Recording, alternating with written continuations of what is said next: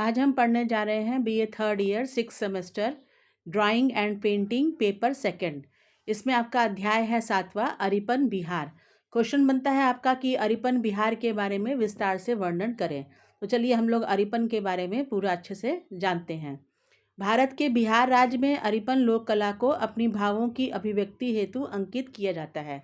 अरिपन लोक कला जो है ये ज़मीन को सजाने के लिए बनाया जाता है और जब लोग इसको बनाते हैं तो उनके भावों की अभिव्यक्ति उस कला में दिखाई देती है। यह मुख्य रूप से मिथिला क्षेत्र के मधुबनी गांव से संबंधित मानी जाती है, यानी कि यहीं से इसकी स्टार्टिंग मानी जाती है। अरिपन शब्द संस्कृत के आलेपन से बना है, जिसका अर्थ हिंदी में धब्बा अंकित करने से माना जाता है। अन्य लोक कलाओं की भांति यह कला भी भारतवर्ष के लोक समाज में विद्यमान विभिन्न उत्सवों, धार्मिक अनुष्ठानों, संस्कारों इत्यादि में अंकित की जाती है। यानी कि धार्मिक अनुष्ठान, कोई उत्सव है या कोई संस्कार वगैरह है, तब यह कला बनाई जाती है। यह एक रेखा चित्रण है जिसका अंकन जमीन के अलंकरण हेतु किया जाता है। ठीक है, ये जमीन को सजाने के लिए इसको बनाया जाता है। अरिपन अंकन के समय मन मस्तिष्क में यह भाव केंद्रित किया जाता है कि इसके अंकन से देवी देवताओं के द्वारा उनके घर परिवार में सकारात्मकता के साथ साथ सुख समृद्धि का आगमन एवं विकास होगा, जो उनके सफल जीवन यापन हेतु अत्यंत आवश्यक है।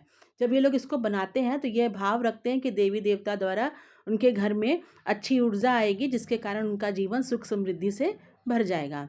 अरिपन की उत्पत्ति के विषय में एक तथ्य यह भी देखने को मिलता है कि जिसके अनुरूप यह कहा जाता है कि रामायण में वर्णित राम एवं सीता विवाह के अवसर पर महाराज जनक के द्वारा अपनी पुत्री के विवाह के उपलक्ष्य में राजमहल के अलंकरण का आदेश दिया गया, यानी कि राजमहल को सजाने का आदेश दिया गया। इसी आदेश का वहन करने हेतु राजमहल का अलंकरण जिस कला के माध्यम से किया गया वह अरिपन कहलाई। ठीक है, जिस कला से उस राजमहल को सजाया गया वह कला क्या थी? अरिपन कला कहलाई। अतः इसी के अनुरूप अरिपन कला का उद्भव माना जाता है। वहीं दूसरी ओर मिथिला की चित्रकला का प्रतिनिधित्व मूल रूप से अरिपन कला ही करती है, जिसे प्राचीन काल से अंकित किया जाता है, जिसका वर्णन ब्रह्म पुराण में भी किया गया है। जिसके अनुरूप यहाँ कहा गया कि गंगा नदी के उत्तर की भूमि और लोग बिहार राज्य में मिथिला नामक भूमि पर निवास करते हैं, जो पुराने साम के पेड़ से छायांकित है। यानी कि जो इलाका है वो साम के पेड़ से पूरा भरा हुआ है, यानी कि उसकी छाया में वो लोग रहते हैं और नेपाल के हिमालय से आने वाली नदियों द्वारा सिंचित हैं। ठीक है, में अरिपन अलंकरण कला पीढ़ी दर पीढ़ी चली आ रही है, यानी कि एक पीढ़ी से दूसरी पीढ़ी में अपने आप आ जाती है। यानी कि दूसरी पीढ़ी पहली पीढ़ी को बनाते हुए देखती है तो यह कला उसके पास अपने आप चली आती है, यानी कि वो सीख जाता है। मिथिला से जीवन की व्यवस्था इस प्रकार है कि यहाँ एक भी घर ऐसा मिथिला में जीवन की व्यवस्था इस प्रकार है कि यहाँ एक भी घर ऐसा नहीं है जिसमें अरिपन के बिना कोई समारोह होता हो, यानी कि अरिपन हर समारोह में बनाना आवश्यक है।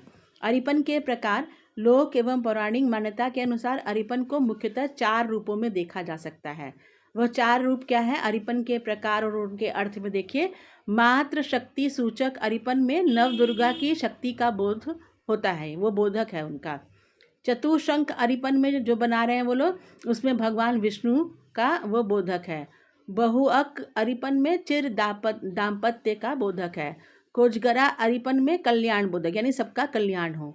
विषय वस्तु क्या है? पांडे द्वारा लिखित पुस्तक नेपाल थ्रू द एजेंस में अरिपन के विषयों में लिखा गया है कि अरिपन कला महिला कलाकारों द्वारा विकसित की गई है। कौन बनाता है इनको? ज़्यादातर महिला कलाकार बनाती हैं, जिसमें मिथिला प्रदेश की संस्कृति को प्रदर्शित किया गया है, जिस हेतु पशु पंछियों, फूल पत्तियों, कलियों, देवी देवताओं, विविध प्रतीकों जैसे दीपक, स्वास्तिक, सूर्य, चंद्रमा, पर्वत इत्यादि का भी अंकन किया जाता है।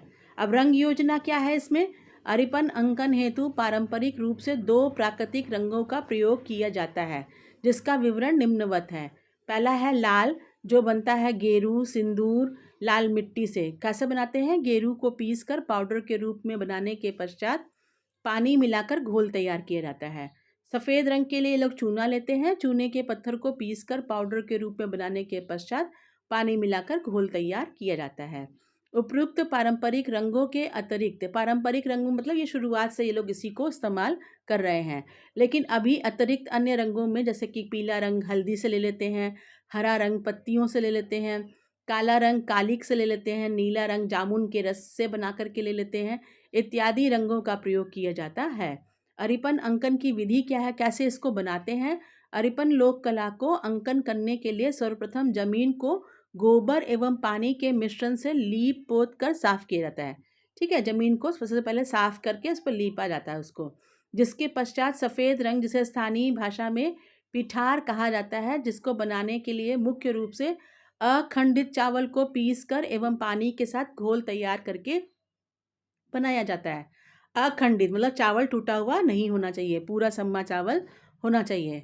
अखंडित चावलों का प्रयोग इसलिए किया जाता है क्योंकि यह चावल भगवान ब्रह्मा अमृत एवं अखंडता का प्रतिनिधित्व करते हैं। ठीक है, अरिपन का अंकन अंकित करने के लिए किसी भी प्रकार के ब्रश की आवश्यकता नहीं होती, ये कोई भी ब्रश नहीं लेते, बल्कि तैयार पिठार में महिलाएं अपने दाएं हाथों की 1-2 उंगलियों को डुबोकर ज्यामितीय आधार से जमीन पर अलंकरण करती हैं। अलंकरण के सौंदर्य हेतु महिलाएं अन्य रंगों का भी प्रयोग करती हैं।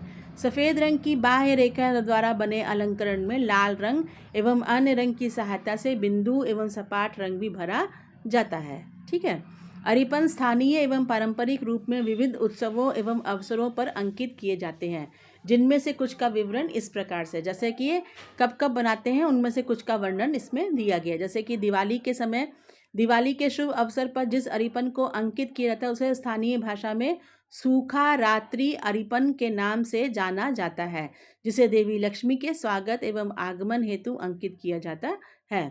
स्थानीय मान्यता के अनुरूप जब लड़कियां युवावस्था को प्राप्त करती हैं तब एक प्रकार का उत्सव एवं पूजा की जाती है, जिसमें षष्ठी पूजा अरिपन को अंकित किया जाता है। तुसारी पूजा के अवसर पर भी एक प्रकार का अरिपन अंकित किया जाता है, जिसे तुसारी अरिपन कहा जाता है, जिसमें मुख्य रूप से कुछ प्रतीक जैसे कि चंद्रमा, सूर्य एवं नवग्रहों को बनाया जाता है। जो गृह है या ग्रह कह लो, नवग्रहों को बनाया जाता है। संध्या के समय बनाए जाने वाले अरिपन को साझा अरिपन कहा जाता है। आश्विन पूर्णिमा के अवसर पर जिस अरिपन का अंकन किया जाता है उसे कोजागरा अरिपन कहा जाता है।